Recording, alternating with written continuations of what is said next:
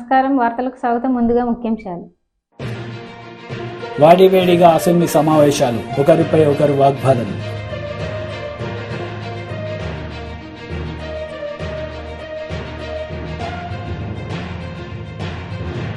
యువగలం సారథి నారా లోకేష్ నవశకం సభలో అధినేత చంద్రబాబు నాయుడు, జనసేన అధినేత పవన్ కళ్యాణ్ ప్రసంగించిన ముఖ్య నేతలు.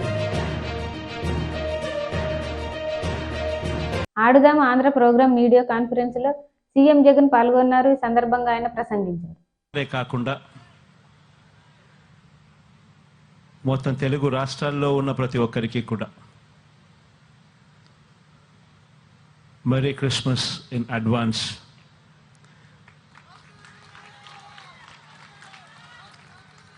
మీ అన్నగా, మీ తమ్ముడిగా ఈ సందర్భంగా తెలుపుతా ఉన్నాను. కాసేపటి కిందట రెవరెండ్ రాజారావు గారన్న మాట్లాడుతూ చాలా సుదీర్ఘంగా దేవుని గురించి మెసేజ్ ఇవ్వడం జరిగింది. దేవుని విషయంలో మనందరికీ కూడా తెలిసిన ఒకటే ఒక విషయం, మనుషుల పట్ల ప్రేమ చూపించడం, నిస్సహాయుల పట్ల కరుణ చూపించడం,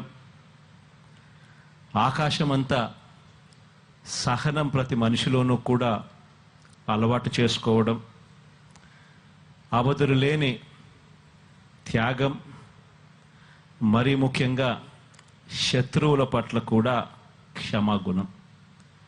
ఇవన్నీ కూడా కష్టమైన విషయాలైనప్పటికీ కూడా ఆ ప్రతి విషయంను కూడా మనం ఎప్పుడైతే మనలో దాన్ని ఇంబైబ్ చేసుకుంటామో, ఎప్పుడైతే మనం దానిని మనసారా కూడా పాటించాలి అని ఎప్పుడైతే తాపత్రయపడతామో, అప్పుడు మనం కూడా దేవుడు నచ్చిన బిడ్డలుగా మనందరం కూడా ఉంటాం.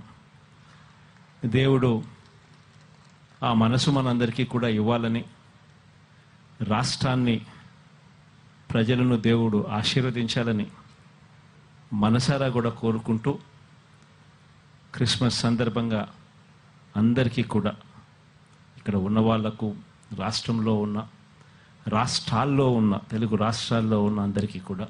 నవశకం సభలో నారా చంద్రబాబు నాయుడు పాల్గొన్నారు. ఈ సందర్భంగా ఆయన ప్రసంగించారు. వాళ్ళ మెడ మీద కత్తి పెట్టి చేయకపోతే మిమ్మల్ని ట్రాన్స్ఫర్ చేస్తాం, విఆర్ఎస్ లో పెడతాం, ఏసీబీలో పంపిస్తామంటే భయపడిపోయి తప్పుడు కేసులు పెట్టి ఈరోజు అందరినీ వేధించే పరిస్థితికి వచ్చారు. ఈ మధ్య కాలంలో కొంతమంది నన్ను కలిసి బాధపడుతున్నారు, ఏడుస్తున్నారు. మా దగ్గర తప్పుడు పనులు చేయించారు, ఈ తప్పుడు పనుల వల్ల మాకు చాలా బాధ ఉందని మానసికంగా కుంగిపోయే పరిస్థితికి వచ్చారు. కొంతమంది కావాలని రేపు ఒక రోజుందని ఆలోచించకుండా, మళ్ళీ ఎన్నికలు వస్తాయని ఆలోచించకుండా తప్పుడు పనులు చేయమంటే చేశారు. నేను ఒకటే చెప్తున్నా, అలాంటి వారిని మాత్రం ఎట్టి పరిస్థితుల్లో వదిలిపెట్టం. ఎక్కడున్నా సరే చట్టపరంగా వాడిని శిక్షించే బాధ్యత తెలుగుదేశం పార్టీ జనసేన తీసుకుంటామని చెప్పి కూడా నేను మీకు తెలియజేస్తున్నాను. అందుకే నేను అంటున్నా, మీరందరినీ కూడా రాష్ట్రంలో ప్రతి ఒక్క వ్యక్తి ఆలోచించండి. ఏదో మాకందరికీ ముఖ్యమంత్రి పదవులు కావాలనో, అధికారం కావాలని కాదు. ఈ రాష్ట్రంలో ప్రజాస్వామ్యం కూని చేయబడ్డది. ఏ వ్యక్తి కూడా స్వేచ్ఛగా మాట్లాడలేకుండా, నచ్చిన పార్టీకి సహకరించే పరిస్థితి కూడా లేకుండా. ఒక్క విషయం మీరు గుర్తుపెట్టుకోండి, ఒంగోలులో మహానాడు పెట్టాం, బస్సులు రానియకుండా, మీటింగ్కి స్థలం ఇవ్వనీయకుండా నానా ఇబ్బందులు పెట్టారు. ఆ రోజు కూడా ఎక్కడికక్కడ ప్రజలైతే పెద్ద ఎత్తున వాహనాలు వేసుకుని, సొంత వాహనాలతో, ట్రాక్టర్లతో 2 రోజులకు 3 రోజులకు మునిపే ఆ వెన్యూకి చేరారు. ఈ రోజు ఇక్కడ పెట్టాం, మీటింగ్ పెట్టాం. కేంద్రం ట్రైన్స్ కావాలంటే ఇచ్చారు. రాష్ట్రం మాత్రం ఆర్టీసీ బస్సు ఒకటి ఇవ్వాల. ఏం తమ్ముళ్ళు, 5 కోట్ల ప్రజలు ఆలోచించుకోవాలి. నీ మీటింగ్ పెడితే ప్రైవేట్ బస్సులు, ఆర్టీసీ బస్సులు ఇష్టానుసారంగా వాడతారు. అదే ప్రతిపక్షం మీటింగ్ పెడితే మేము డబ్బులు కడతామంటే బస్సులు ఇవ్వనీయకుండా చేశారంటే ఇది ప్రజాస్వామ్యమని మిమ్మల్ని అడుగుతున్నా. కడాన ఆటోలు వస్తా ఉంటే ఆటోలు కూడా రాకూడదని అడ్డం పడ్డారు. ప్రైవేటు బస్సులు ఇస్తామంటే దానికి కూడా అడ్డం పడ్డారు. కానీ సంకల్పం ఉంది.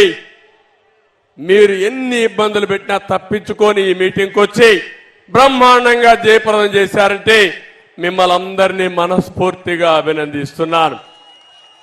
ఇంకో పక్క భవిష్యత్ గ్యారంటీ మీద ఇప్పటికే కార్యక్రమం మనం స్టార్ట్ చేశాం. ఈ భవిష్యత్ గ్యారంటీ ఒక పక్క తీసుకుపోతూనే ఉమ్మడి ఎలక్షన్ మేనిఫెస్టో కూడా తొందరలోనే తయారు చేసి ఇంకొక 1-2 మీటింగులు పెట్టాలనుకుంటున్నాం. నేను, పవన్ కళ్యాణ్ గారు, అందరు నాయకులు కలిసి ఒకటి అమరావతిలో, ఒకటి తిరుపతిలో పెట్టి ఆ 2 మీటింగులు, ఒక మీటింగులో ఉమ్మడి ఎలక్షన్ మేనిఫెస్టో కూడా అనౌన్స్ చేస్తామని చెప్పి కూడా నేను మీకు తెలియజేస్తున్నా. ఇప్పటికే మహాశక్తి కార్యక్రమానికి శ్రీకారం చుట్టాం.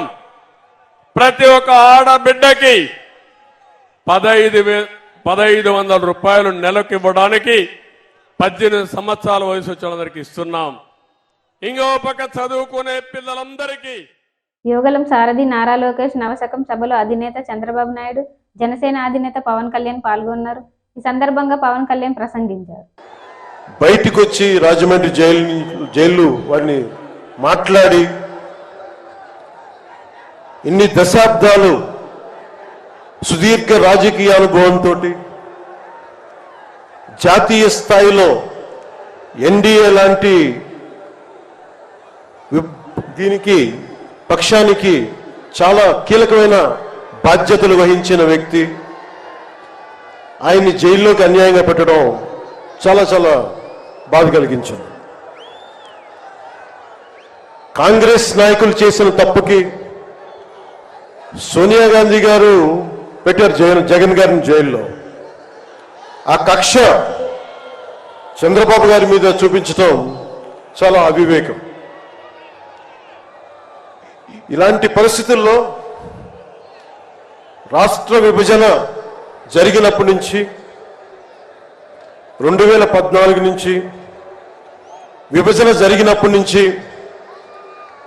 ఈ రోజున హైదరాబాద్ రాజధాని ఆంధ్రప్రదేశ్కి, తెలంగాణకి ఉమ్మడిగా అభివృద్ధి చేసిన రాజధాని. మనకి రాజధాని లేకుండా విభజన జరిగి సరైన పంపకాలు లేకుండా విభజన జరిగి ఇలాంటి కష్ట సమయంలో నేను ఆ రోజున తెలుగుదేశం పార్టీ, భారతీయ జనతా పార్టీకి సంయుక్తంగా నేను పోటీని విరమించుకొని మరీ మద్దతు ఇచ్చాను. దానికి కారణం కూడా ఒక దశాబ్దం పాటు ఒక పార్టీని నడపాలి అంటే చాలా బలమైన అనుభవం ఉండాలి.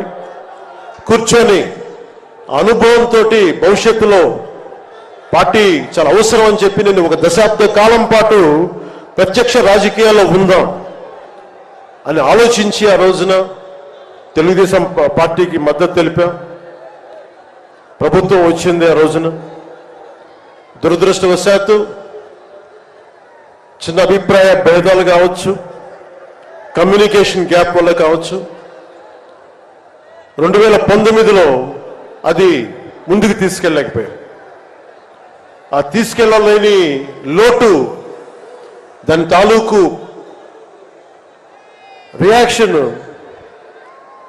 వైఎస్ జగన్ ప్రభుత్వం వచ్చేసింది. నేను ఏ రోజున కూడా ఒక దశాబ్దం కాలం పాటు చాలా సుదీర్ఘమైన అనుభోగిలో రాజకీయాలకు ఈ ఆంధ్రప్రదేశ్కి కావాలి. నా వంతు కృషి నేను మద్దతు ఇద్దామని ఆ ప్రయత్నంలో మనం మిస్ అయ్యాం. దాన్ని ఈ 2024 మనం ప్రభుత్వాన్ని స్థాపిస్తున్నాం, మార్పు తీసుకొస్తున్నాం, జగన్ని ఇంటికి పంపించేస్తున్నాం. నేను వింటుంది 25 మంది ఎమ్మెల్యేలని మార్చారు, ఇంకొక 80 మంది, మొత్తానికి కలిపి 80 మంది ఎమ్మెల్యేలు మారుస్తున్నారని నేను వింటా ఉన్నాను. మార్చాల్సింది ఎమ్మెల్యేలు కాదు, ఈ రాష్ట్ర ముఖ్యమంత్రి జగన్. నాకు జగన్ మీద వ్యక్తిగతంగా నాకు అసలు కోపం లేదు. నిజంగా ఒక బలమైన ఆధిక్యతతోటి ముఖ్యమంత్రి అయ్యి ప్రభుత్వాన్ని సమర్థవంతంగా నడిపి ప్రజలకి మేలు చేయాల్సిన వ్యక్తి కూల్చివేతలతో మొదలుపెట్టాడు. ప్రత్యర్థుల్ని ఇబ్బంది పెట్టే విధంగా, ప్రతి ఒక్కరిని ఎదురు తిరిగితే ఏంటని ప్రశ్నిస్తే వారిని కేసులు బనాయించి ఇబ్బంది పెట్టే పరిస్థితుల్లో ఈ ముఖ్యమంత్రి ఉంటే, జగనన్న విదేశీ విద్యా దీవెన మరియు సివిల్ సర్వీసెస్ ప్రోత్సాహాలను మీడియా ద్వారా సీఎం జగన్ ప్రారంభించారు. ఈ సందర్భంగా పలువురు మాట్లాడారు. ఈ కైండ్ ఆఫ్ హెల్ప్ రాష్ట్ర ప్రభుత్వం నుంచి ఏదైతే మీకు అందిందో, గుర్తుపెట్టుకొని ఏదైతే రాష్ట్ర ప్రభుత్వం మీకు అందించిందో, అది ఎక్కడో ఒక చోట సమ్ స్టేజ్ మీరు బాగా ఎదిగిన తర్వాత, బాగా పెరిగిన తర్వాత మన రాష్ట్రానికి కూడా సమ్ కాంట్రిబ్యూషన్ ఫ్రమ్ సమ్వేర్, ఒక మంచి సిఇఓలుగా ఒక పెద్ద పెద్ద సంస్థల్లో మీరు పేరు సంపాదించుకొని అక్కడ ఉండడం, అటువంటి పరిస్థితుల్లో రాష్ట్రాన్ని కూడా ఖచ్చితంగా గుర్తుపెట్టుకొని ఇంకా ఎక్కువ మంది మన పిల్లలకు మీరు మంచి చేసే పరిస్థితులను కూడా ఖచ్చితంగా ఎక్కడో ఒక చోట చేయాలన్నదే మా తాపత్రయం, నా కోరిక. ఒకసారి ఈ ఫీజులు చూస్తే కూడా నిజంగా ఆశ్చర్యం కలిగించే రకమైన ఫీజులే ఉన్నాయి. ఈ ఫీజులు చూసినప్పుడు Carnegie Mellon University almost 90 lakhs fee, NYU New York యూనివర్సిటీలో కూడా ఈ 51 మంది ఇప్పుడు ఎవరికైతే అడ్మిషన్స్ వచ్చినాయో వీళ్ళ గురించి కొందరి గురించి చెప్తా ఉన్నా. రూపా అనే నా చెల్లెమ్మకు కార్నెగీ మెల్లన్ యూనివర్సిటీలో 89 lakhs కంప్యూటర్ సైన్స్. సాంబశివ అనే నా తమ్ముడికి న్యూయార్క్ NYUలో computer science, again other 89 lakhs. Similarly ఈ ఫీజులన్నీ కూడా చూస్తూ ఉంటే కొలంబియా యూనివర్సిటీ న్యూయార్క్లో ప్రకీర్త్ ఇంజనీరింగ్ చదువుతున్నాడు, 75,87,000. వాషింగ్టన్ యూనివర్సిటీ ఇన్ సెయింట్ లూయిస్లో శ్రేయ 70 లక్షల ఫీజు. యూనివర్సిటీ ఆఫ్ మిచిగన్ యానాబర్లో మరియం సీట్ వచ్చింది, 67,50,000. అంటే ఇంకా 51 మంది పేర్లు ఇలాగే ఉన్నాయి. ఈ ఫీజులన్నీ కూడా చూస్తూ ఉంటే ఏ స్థాయిలో ఈ ఫీజులు ఉన్నాయి అని అంటే, సీటు వచ్చినా కూడా అక్కడికి వెళ్ళి చదవడానికి ధైర్యం సరిపోని విధంగా ఈ నెంబర్స్ ఉన్నాయి. ఇటువంటి ఫీజులు కట్టడానికి ఎక్కడ అప్పులు చేయాలి, ఎంత అప్పులు చేయాలి, చేస్తే ఎలా రీపే చేయాలి అన్న సంశయం ప్రతి తల్లిదండ్రికి కూడా కలిగే పరిస్థితి. అటువంటి పరిస్థితిని పూర్తిగా మార్చడం కోసం, అటువంటి పరిస్థితి నుంచి ఇటువంటి టాప్ కాలేజెస్లో సీటు వస్తే ప్రభుత్వం మీకు అన్ని రకాలుగా తోడుగా ఉంటుందన్న నమ్మకం, భరోసా కల్పిస్తూ సాచ్యురేషన్ పద్ధతిలో ఆస్పిరేషన్ ఇన్వోక్ చేస్తూ ప్రతి ఒక్కరికి మీరు ఇన్స్పిరేషన్ అయ్యేట్టుగా అడుగులు పడతా ఉన్నాయి ఈరోజు రాష్ట్రంలో. ఇన్ఫ్యాక్ట్ దాదాపుగా ఈ 408 మందిలో ఎవరైనా కూడా వార్షిక ఆదాయం వాళ్ళకి 8 లక్షల లోపు ఉన్న ప్రతి కుటుంబానికి, అంటే పేద మధ్య తరగతి కుటుంబాలన్నీ కూడా కవర్ అవుతాయి. వీళ్ళందరికీ కూడా ఇదొక బూన్ కింద, ఇదొక దేవుడిచ్చిన గొప్ప అవకాశం కింద సహాయ సహకారాలు అందుతున్నాయి. తోడుగా ఉండే కార్యక్రమం ప్రభుత్వం తరపు నుంచి జరుగుతూ ఉంది. మీ అందరికీ కూడా all the very best wishes తెలియజేస్తా ఉన్నాను. In fact so much so that అట్టడుగు వర్గాలు దీనివల్ల అత్యధికంగా కూడా బాగుపడాలని కూడా మనసారా కూడా కోరుతా ఉన్నా. దాదాపుగా ఎకనామికలీ బ్యాక్వర్డ్ సెక్షన్స్ నుంచి దాదాపుగా ఆల్మోస్ట్ యావరేజ్ మీద 45% ఉంటే మిగిలిన 55% ఎస్సీ, ఎస్టీ, బీసీ, మైనారిటీ వర్గాలకు సంబంధించిన వాళ్ళందరూ కూడా దీంట్లో ఉన్నారు. రాబోయే రోజుల్లో ఇది ఇంకా ఎక్కువ ఆస్పిరేషన్గా ఈ ఇన్స్పిరేషన్ మీ దగ్గర నుంచి వచ్చి ఇంకా ఎక్కువ మంది కూడా ఈ డౌన్ ట్రాడెన్ సెక్షన్స్లో ఇంకా ఎక్కువ మంది కూడా పార్టిసిపేట్ చేసి ఇంకా ఎక్కువ మంది కూడా ఉత్తీర్ణులై మన రాష్ట్రం పేరును వాళ్ళ కుటుంబాలను కూడా ఈ స్థాయి నుంచి ఇంకో స్థాయిలోకి తీసుకొని పోయే ఒక మంచి అవకాశం రావాలని చెప్పి దేవుడు మిమ్మల్ని కూడా ఆశీర్వదించాలని, అదే మాదిరిగా మీ వల్ల రాష్ట్రానికి కూడా ఆశీర్వాదం రావాలి అని చెప్పి కూడా మనసారా కూడా కోరుకుంటా ఉన్నా. సిమిలర్లీ ఈరోజు ఇంకొక రెండో మంచి కార్యక్రమం కూడా జరుగుతూ ఉంది. అది మన దేశంలో ఎక్కడైనా కూడా ఉత్తీర్ణత సాధించిన వాళ్ళు, ఎక్కడైనా మన రాష్ట్రంలో ఎవరైనా కూడా ఆస్పైర్ చేసేది ఐఏఎస్లు కావాలని, ఈ ఐఏఎస్లు కావడానికి కూడా ఈ ఐఏఎస్ కానీ ఐపీఎస్ కానీ ఇటువంటి మన రాష్ట్రంలో ఎవరైనా కూడా యువత కూడా ఆస్పైర్ చేస్తుంది. దీంట్లో కూడా ఒక సాచురేషన్ పద్ధతిలో ఇక్కడ కూడా ఒక ఇన్స్పిరేషన్. వాడివేడిగా అసెంబ్లీ సమావేశాలు 5వ రోజు కొనసాగాయి. పలువురు ఒకరిపై ఒకరు వాగ్వాదం ఆడుతూ నిప్పులు చెరిగారు. ఎప్పుడు కూడా పంట కాలానికి ముందే రైతులకు ఉపయోగపడే విధంగా అందించినామనేటువంటి విషయాన్ని గుర్తు చేస్తున్నాం. 1 రూపాయి 2 రూపాయలు కాదు, 72,000 కోట్ల రూపాయలు రైతు బంధు కింద ఈ రాష్ట్ర ప్రజలకు నేరుగా సకాలంలో నగదు బదిలీ చేసి ఇలా రైతుల పట్ల మాకుండే ప్రేమను మేము చూపించాం. అధ్యక్ష, తెలంగాణ రాష్ట్ర కీర్తిని పెంచినాం, పరపతిని పెంచినాం. ఇప్పుడున్న కాంగ్రెస్ ప్రభుత్వానికి తెలంగాణ హృదయం లోపించడం వల్లనే ఆర్థికంగా ఆరోగ్యంగా ఉన్నటువంటి రాష్ట్రాన్ని కేవలం రాజకీయ లబ్ధి కోసం అప్పుల రాష్ట్రంగా, దివాలా రాష్ట్రంగా, ఒక బీమారు రాష్ట్రంగా సృష్టించేటువంటి ప్రయత్నం చేస్తా ఉంది. అధ్యక్ష, మీరు విడుదల చేస్తున్నటువంటిది శ్వేతపత్రాల లేక మీరు ఇచ్చినటువంటి హామీలను ఎగవే. అధ్యక్ష, అప్పులు తెచ్చి అన్ని బిల్డింగ్స్ కట్టామని చెప్తున్నారు, చాలా సంతోషం అధ్యక్ష. ఏం బిల్డింగ్లు కట్టారు అధ్యక్ష? సెంట్రల్ జైలు కూలగొట్టిండ్రు, పురాతనమైనది నిజాం నవాబ్ కాలం నాటిది అక్కడ హాస్పిటల్ కట్టిండ్రు అధ్యక్ష. అదే హాస్పిటల్ ఊరవతల కట్టుంటే పేషెంట్లకు కూడా మంచిగా ఉంటుంది అధ్యక్ష. పురాతనమైన జైలు కూడా అక్కడ ఉండేది అధ్యక్ష.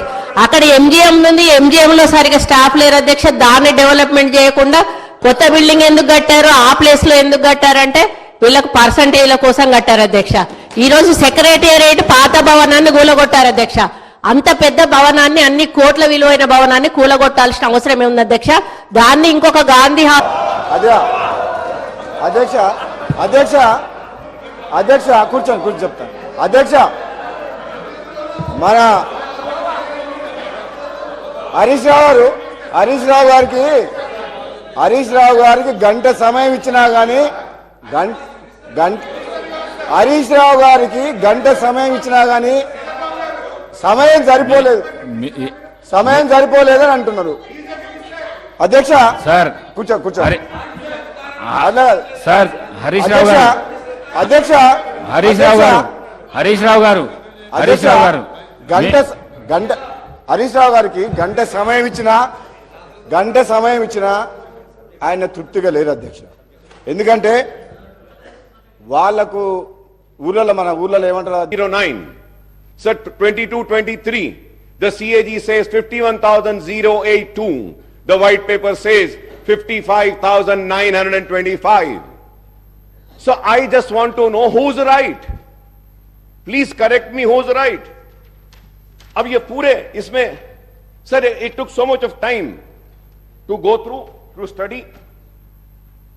और अब सवाल ये है, हम अगर बहस करें और हम अगर किसी की नाकामी का जिक्र करें तो कैसे करें? कौन से फिगर्स को? బ్యాంకు లోన్లు ఎగవేతదారుల కింద ఈ రోజు బ్యాంకులు చూడాల్సిన పరిస్థితి ఈ ప్రభుత్వం కల్పించింది. తద్వారా ప్రభుత్వ ఉద్యోగులను కూడా బ్యాంకులను మోసం చేసే మోసగాళ్ళ కింద ఈ ఆనాటి రాష్ట్ర ప్రభుత్వము చిత్రీకరించే ప్రయత్నం చేసింది. కొన్ని వాస్తవాలు కఠోరమైనవి.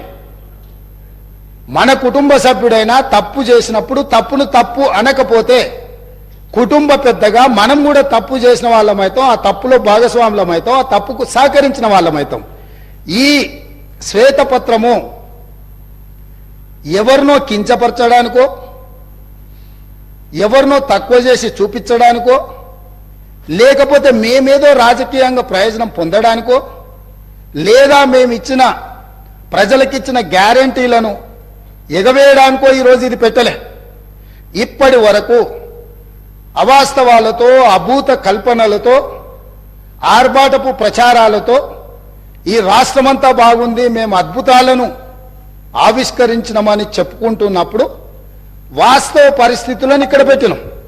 ఈ వాస్తవ పరిస్థితులు కొంతమందికి చేదుగా ఉండొచ్చు, కొంతమందికి కళ్ళు తెరిపించే విధంగా ఉండొచ్చు, ఇంకొంతమందికి ఉన్న పరిస్థితులను అర్థం చేసుకొని పకడ్బందీ భవిష్యత్తు ప్రణాళికలను మనం నిర్ణయించుకొని ముందుకు వెళ్ళడానికి ఉపయోగపడుతుందని ఇంకొంతమందికి ఉండొచ్చు.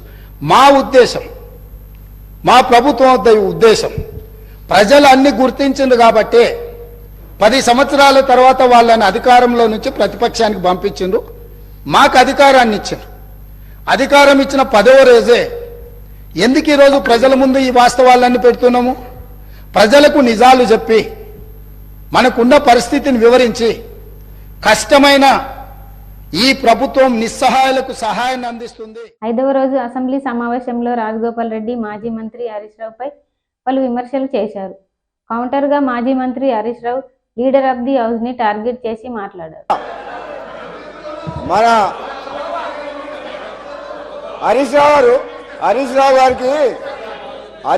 గారికి గంట సమయం ఇచ్చినా కానీ హరీష్ రావు గారికి గంట సమయం ఇచ్చినా కానీ సమయం సరిపోలేదని అంటున్నారు. అధ్యక్ష సార్ కూర్చో సార్ హరీష్ రావు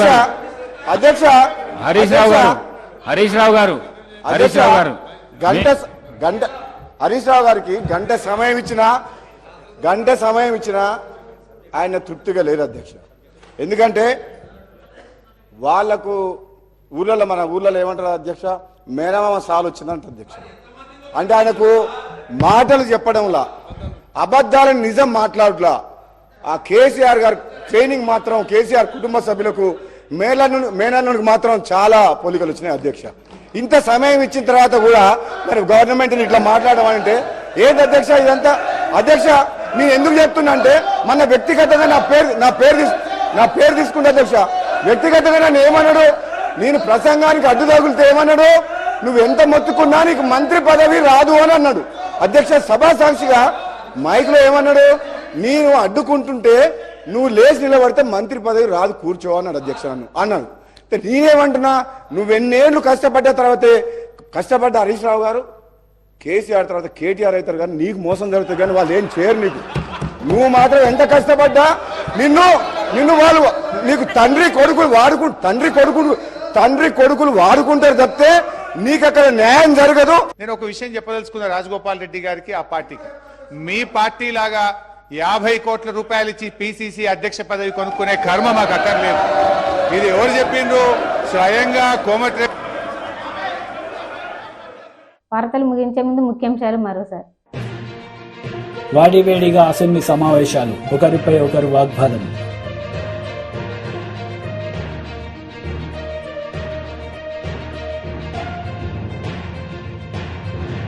యువగలం సారథి నారా లోకేష్ నవశకం సభలో అధినేత చంద్రబాబు నాయుడు, జనసేన అధినేత పవన్ కళ్యాణ్ ప్రసంగించిన ముఖ్య నేతలు. ఈ వార్తలు ఇంతటితో సమాప్తం. తిరిగి ప్రసారమయ్యే వార్తల్లో మళ్ళీ కలుద్దాం.